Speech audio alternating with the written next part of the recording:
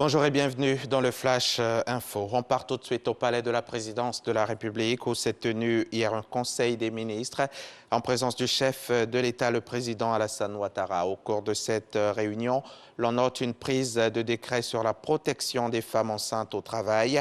Le gouvernement a aussi adopté une mesure qui fixe l'ouverture à la concurrence du secteur postal universel en Côte d'Ivoire au premier trimestre de 2025. On y reviendra dans le détail à 13h avec Jérôme Kofi Abolin. C'était Noël avant l'heure pour 2000 enfants hier. C'est un gigantesque arbre de Noël qu'a organisé la Fondation Children of Africa de Dominique Ouattara. La première dame a offert de nombreux cadeaux à tous ces enfants venus de toutes les communes du district d'Abidjan. Le compte-rendu d'Herman Guivet à suivre également dans le 13h. Le chiffre du jour, c'est 384. Ils sont au nombre de 384, ces personnels du groupement ministériel des moyens généraux du ministère de la Défense.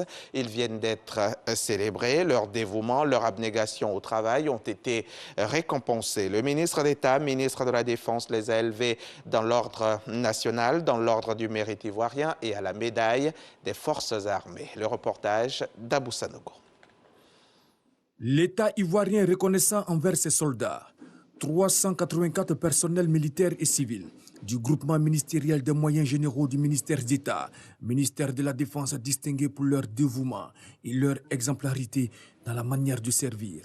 Ainsi, 2 ont été élevés au grade de commandeur de l'ordre national, 13 ont été faits officiers de l'ordre national, 101 officiers de l'ordre du mérite ivoirien et 259 ont reçu la médaille des forces armées. Cette distinction émanant de la République nous exhorte plus que jamais à aller de l'avant. Nous les acceptons avec une joie empreinte d'une grande humilité.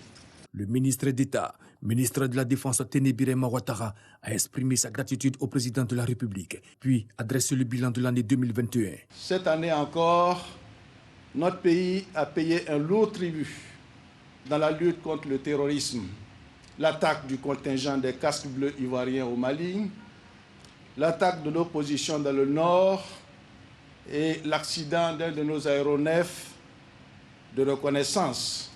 Devant toutes ces épreuves, les forces armées de Côte d'Ivoire sont restées dignes, résilientes et engagées pour la cause, la patrie. Les perspectives pour les années à venir sont entre autres la dotation en équipement roulant, en habillement, en matériel de campagne et en infrastructure. Deuxièmement, le renforcement de nos capacités opérationnelles, notamment aux différentes frontières et plus particulièrement dans la zone opérationnelle nord face à la menace terroriste de plus en plus inquiétante.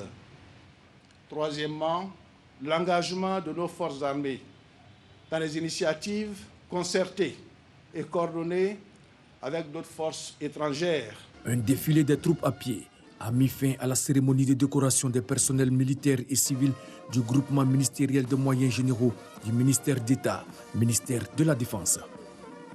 Le capitaine Moussa Dadis Camara est rentré à Conakry hier mercredi 22 décembre après une dizaine d'années d'exil.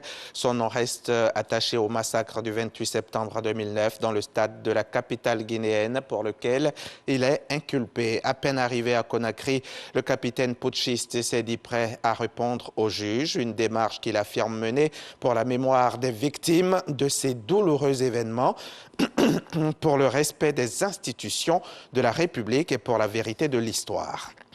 En Tunisie, Monsef Marzouki, condamné à 4 ans de prison, il a été jugé coupable d'atteinte à la sécurité extérieure de l'État. Premier président élu de la Tunisie post-démocratique, Monsef Marzouki a multiplié ces dernières semaines les critiques envers le président actuel qu'il qualifie de putschiste.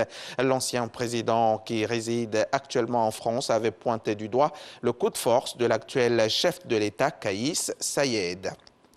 Le bilan du naufrage d'un navire au large du nord-est de Madagascar lundi a été revu à la hausse avec au moins 85 morts selon les autorités qui ont repêché 21 corps supplémentaires mercredi. Le nombre de passagers à bord de ce bateau en bois de 12 mètres de long a également été revu à la hausse. 138 passagers, dont seulement 50, ont pu être sauvés.